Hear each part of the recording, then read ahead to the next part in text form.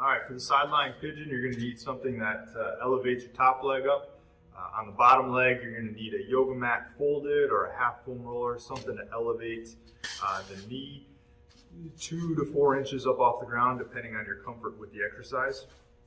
The top leg is going to be straight, nice straight line from heel all the way to the head. Bottom knee is going to be bent with the heel flat on the ground. Don't let the heel rotate up. If the heel rotates up, you got to either lower your leg down further so the heel can stay on the ground. That's usually the main fix for it, or don't pick such a high elevated surface.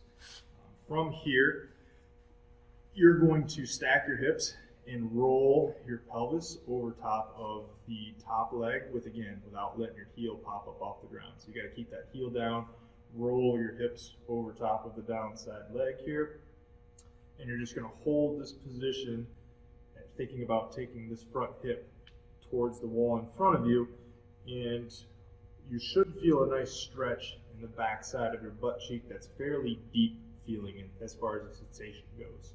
Hold this position anywhere from 30 seconds to 2 minutes long, and to increase the stretch, you can even give a little bit of downward pressure on your hip bone here.